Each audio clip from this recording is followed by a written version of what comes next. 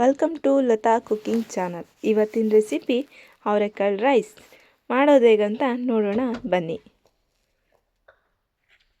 ಮೊದಲಿಗೆ 1 ಸ್ಪೂನ್ ಜೀರಿಗೆ, 1/2 ಸ್ಪೂನ್ ಸಾಸಿವೆ, 5 ಹಸಿಮೆಣಸಿನ್ಕಾಯಿ,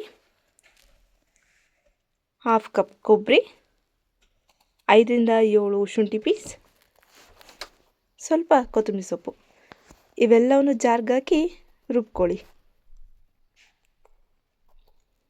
ನಂತರ ಒಗ್ಗರಣೆಗೆ 3ರಿಂದ 4 ಹೆಚ್ಚಿರೋ ಹಸಿಮೆಣಸಿನ್ಕಾಯಿ, 2 ಎಸಳು ಕರಿಬೇವು ಸೊಪ್ಪು, ಸಣ್ಣದಾಗಿ ಹೆಚ್ಚಿರೋ ಕೊತ್ತಂಬರಿ ಸೊಪ್ಪು, 2 ಈರುಳ್ಳಿ, ಬೇಯಿಸಿರೋ ಅವರೆಕಾಳು, 1 ನಿಂಬೆಹಣ್ಣು.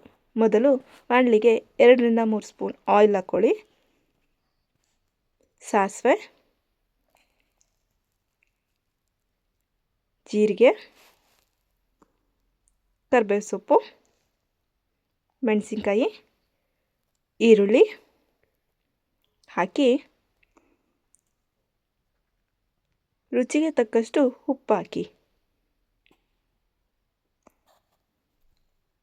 ಬೇಯಿಸಿದ ಅವರೆಕಾಳು ಹಾಕಿ ಸ್ವಲ್ಪ ಅರಿಶಿನ ಪುಡಿ,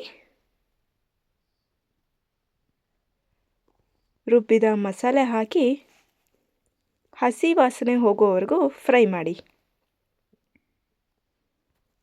ನಂತರ ನಿಂಬೆಹಣ್ಣು ಹಾಕಿ ವೈಟ್ ರೈಸ್ ಹಾಕಿ ಕೊತ್ತಂಬರಿ ಸೊಪ್ಪು ಹಾಕಿ ಮಿಕ್ಸ್ ಮಾಡಿದರೆ ರೆಡಿ ಟು ಈಟ್.